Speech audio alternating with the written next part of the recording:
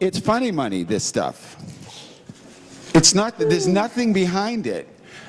In terms of gold, in terms of value, they just print it up, they make more. But what it represents to you and to me is an energy exchange of currency. And we're saying to each other, either I owe you, here, thanks for what you gave me, I owe you, or total gratitude, thank you for what you gave me. It's a symbol. This is just symbols. And it doesn't even exist. Soon it will just going to be digits on computer screens. That you have your credit cards or microchips. That's also your driver's license. The biochips, that's the thing. Where was the quote I saw today too? Oh God. It was a quote from the Revelations, Book of Revelations. And it said, and they will mark you on the right hand or the forehead. And without that mark, you will not be able to buy or sell without the mark of the beast. Now, the Christians are waking up. They get what's going on with the beast. The New Agers, they're a little bit of asleep because they don't realize that the New Age movement was co-opted by the Illuminati because they want to unify the world. They want it to be under one control. So we have realized here at the Source that unification, unity consciousness, is not about everybody doing the same. It's about everybody realizing we're one, but we want to do things differently. That's the beauty of God incarnate in all these forms. As the Buddha said, form is emptiness and emptiness is form, right? We are the creator and the creation. We are formlessness in form. So we don't want to deny all of our diversity. We just want to unify our consciousness so it happens within, not outside. Me trying to make you like me. Not like me, but that's good too. Make me similar to me, right? It's about seeing that we're already one, so our differences are what we're really into incarnating for. We're into incarnating on Earth to explore each other as different, as separate. It's fun when you emerge and then merge again. But when we're awake, we know that we're one already. And when we're one, we've already won. There is no battle. And so it's about awakening all of these reflections that they're also one. So we've always been somewhat political, the three of us, the founders of the Source, but we're going to start getting a little bit more political on video. We're creating a new video show that's going to allow people to wake up about what's going on in the world, but to not have fear, because they'll wake up all the way and see that that crisis was their wake-up call. Christians, New Agers, Hindus, Jews, Hindus, I know a lot of Hindus, and Muslims, everybody, atheists, they're my favorite, because atheists don't have some program about what God is, because God is not anything that any of us with our minds can know. That's the beauty. So it's about going beyond the mind. We had a beautiful Japanese guru here yesterday, this guru from India, this Japanese woman, and her teaching was so pure, and she spoke of going beyond the mind and being in the moment. And that's what we do here.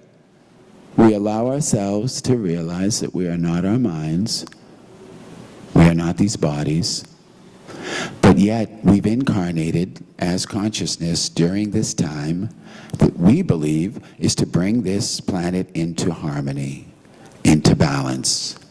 So that's why we're doing what we're doing here, starting within our individuals, but we're moving into collectively, because the time is getting more urgent.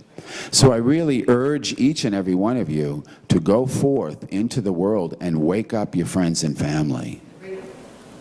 And there's many entry points, you know, and I want Michael to come up and talk sometime about this, all right?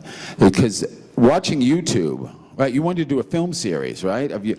Watching YouTube, like someone mentioned earlier today, will totally open the minds of your friends and family. But when they're freaking out, that's when you bring them to meditation. That's when you bring them to the Source. You know, because we're not about doom and gloom. We're not about fear-mongering. We're about realizing what is going on in the world with some egos are out of control. And this becomes a kind of Jedi Knight training. We are becoming warriors of light. Peaceful warriors, like you were speaking of. And like Scotty said, we're not going to just stand by and let it happen, like the Dalai Lama and all those beautiful Tibetans who were destroyed by China. There is a movement right now to create America like the USSR. That's the plan. And they're using all of the hip-hop artists to program our youth. They took over the media 10, 20 years ago. Our kids have been programmed with their smartphones, which really dumb them down. It's ironic. They love to be ironic. Morgan Bank, what's their ad? Chase freedom. They love to be out in the open, playing with mankind, humankind. But what they don't realize, or what they do realize, and I want to make sure you all realize, is that an awakened being is a dangerous being. That's why they killed Jesus. But enough of us are awakening now that they cannot kill all of us. That's right. So it's important to stand up for what is true, what you know, and to fight the good fight, but to do it with love in our hearts, knowing that that's the most powerful force in the universe, and we can shift the consciousness, not only of ourselves, those around us, but of our enemies. Love your enemies, Jesus said. It's so clear. They're a reflection of our own self, so there are no enemies. And the truth is, we're moving into a new vibration, all of us here. Everyone knows about quantum theory, right? Parallel universes, parallel realities. You touched upon this today. We are creating a new alternative reality for all of us who are ready to elevate to it. And our life will change, and heaven will be created on earth. Those who haven't elevated their consciousness, they will remain in another reality. Let's call it 3D reality. And the suffering could continue. But we are creating a 5D reality, fifth dimensional reality. So just know that's the heaven that the Christians have been waiting for. That's the second coming of Christ. That's us in this golden age that's been predicted for eons in all traditions. But I want to invite as many people as possible to join this, just because of the compassion of my own heart. I know we're one. So that's the invitation, okay? Is to know that you are creating your reality, to know that the reality that you feel drawn to, that your heart is in joy about, is the one that you're creating. Don't let anyone tell you that you can't. And number 3 is we surrender.